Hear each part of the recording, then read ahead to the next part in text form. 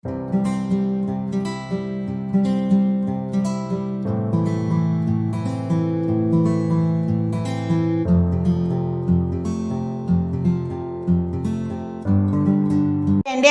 నమస్కారం. నేను మీ సూర్యకుమారిని. తెలుగుతన అమ్మతనం ఛానల్కు స్వాగతం అండి. ఈ వీడియోలోనండి బొబ్బర్లు గారె అనేటువంటి దాన్ని చూపిస్తున్నాను. కొంతమంది అలచందలు అని చెప్తూ ఉంటారు. అయితే ఈ బొబ్బర్లు గారెలనంటే ఇది తెల్ల బొబ్బర్లు అండి. ఇవి ఇగో చూసారా నానింది.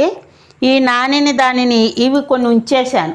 ఎందుకంటారేమో ఎక్కువ అయిపోతుంది, ఇవి ఉన్న వాళ్ళని ఇద్దరమే కదా అని చెప్పేసి ఉంచేసాను అనమాట అండి.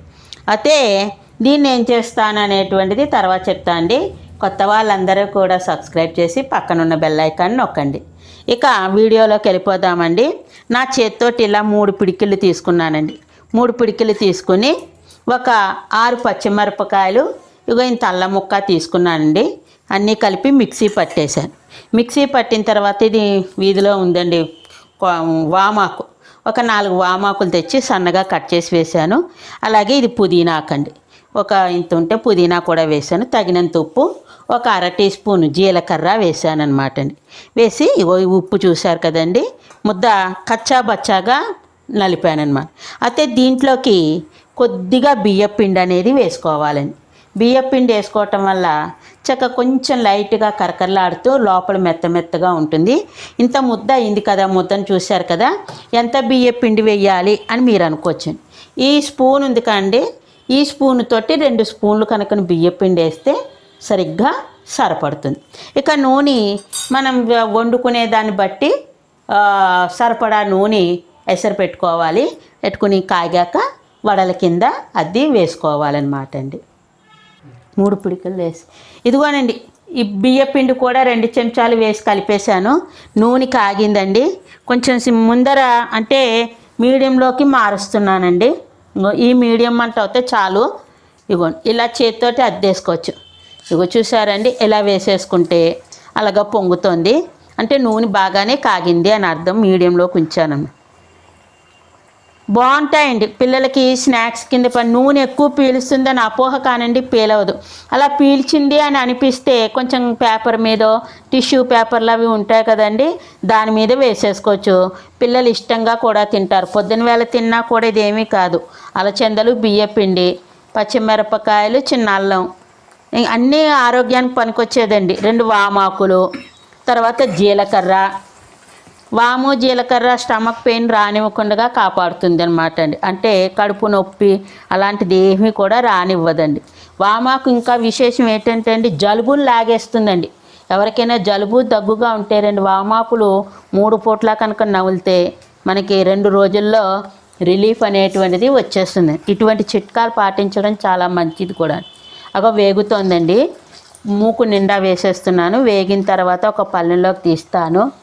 రుచి అది ఎలా ఉందో చెప్తానన్నమాట అండి. అది ఇగో చూసారా అండి, మీడియంలో పెట్టాను, చక్కగా కాలింది. నురుగు తగ్గుతుంది కదా, ఈ నురుగు తగ్గింది అని అంటే బాగా కాలినట్టు అనమాట, అంటే వేగింది అంటాం అనమాట అండి. చూసారా కలర్ కూడా ఎలా ఉందో. నూనె కూడా మీరు చూడండి, ఇదిగో అసలు దీనికి నూనె అన్నదే లేదు. ఎక్కడైనా నూనె కనపడుతుందా అండి? కనపడదు. ఇగో ప్లేట్లోకి తీస్తున్నాను చూడండి. ఇలాగే 2వ వాయి, ఇంకొక వాయి అవుతుంది, అది కూడా వేసుకుంటాను తర్వాత మీకు చూపించేశాకను. ఇక మరి ఆ బొబ్బర్లని ఏం చేస్తానని అనుకుంటున్నారు కదండి.